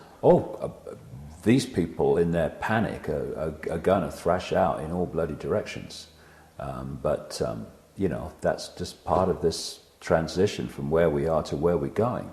And the thing is that, you can look at the news and you can see the conspiracy moving on. In Britain, it's just getting ridiculous. But what you don't see on the news, and therefore it's not in your awareness, is how fast the awakening from the amnesic sleep is moving on. And it's moving on dramatically quickly. And I'm not saying that tomorrow the sun's going to come up and everything's going to be fine. We're deeply into a transitional period here, and there's going to be a lot of challenges, and this thing's going to move on further.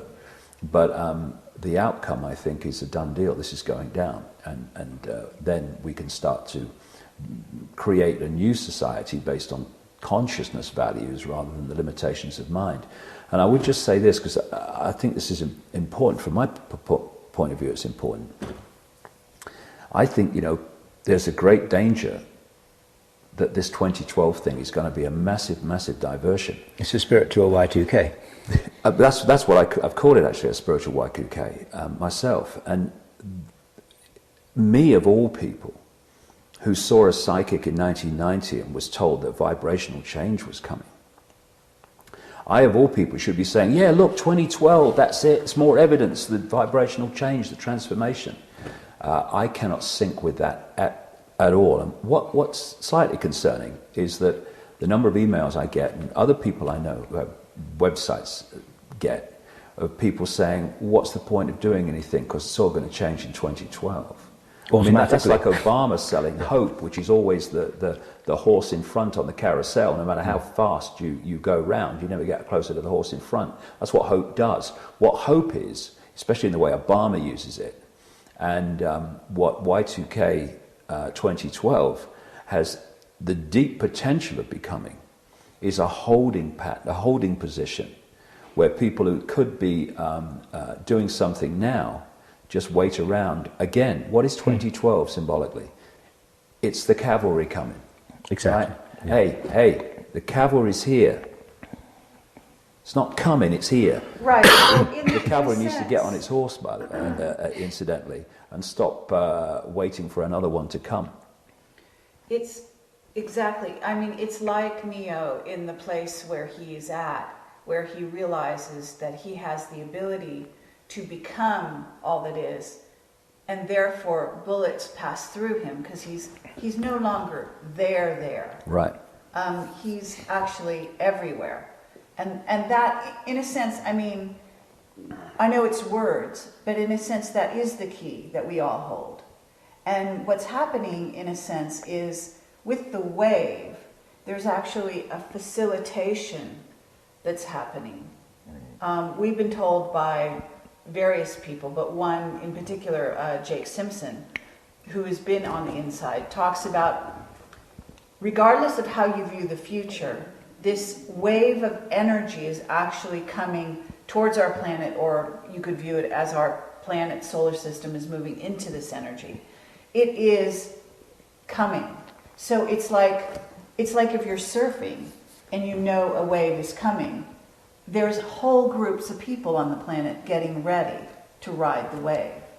And so in a sense, they have to have the key in order to ride the wave. In a sense, you could say the surfboard, the consciousness, the key to understanding who they are and what consciousness really is and how they're united, which is part of the key. Yeah. Because we are united. You see, if we know that we are everywhere, then, and we're totally linked up. See, I'm in this body right now, you're in that body right now, and between us looks like there's empty space. But in reality, this is consciousness. This space is incorporated. So there is actually no break between you and I and Bill here. We're all in this sea of consciousness. Three tips of the same iceberg. That's why, becoming conscious is the bottom line of everything. If we don't become conscious and move into these realms of understanding the sort of stuff you're talking about, that we're all one consciousness experiencing itself subjectively, life is only a dream, and matter is just energy condensed to a slow vibration, as Bill Hicks used to say. Unless we come from this perspective, then what's the key thing of any dictatorship? It's divide and rule. And so what the whole basis of what they're doing is taking consciousness, and dividing it in upon itself. What we're seeing here is basically consciousness so manipulated that it's at war with itself, because it's been brought to such a low level of awareness compared with its potential. Mm-hmm. And so the spiritual and the streetwise, the five sense conspiracy and the understanding of the nature of reality, they've got to go together. And for too long they've been apart. And people said, "Oh, spiritual, that's New Age." Oh, yeah, that's credible. That's what we're saying. Spiritual, that's New Age, or is the credible, because and all that stuff. These things have to come together, because as one unit they're unstoppable. Apart, again, divide and rule. They have a fraction of their potential power for change. Yes. If people come from the heart, they'll know what to do. Exactly. If people come from the head, it will tell them a long list of things why there's nothing they can do, or why there's no point in doing them. We're at a fork in the road, and symbolically, because it's a balance of the two that we're looking for ideally here, but symbolically, it's the choice between the head and the heart. Let's say head domination or heart domination of our sense of reality.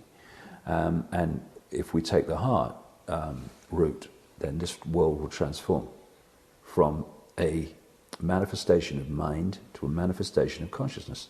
Has to, because this is just a projection. This has to follow what goes on here. If we take the choice of mind, then we're going to live in a global version of Nazi Germany.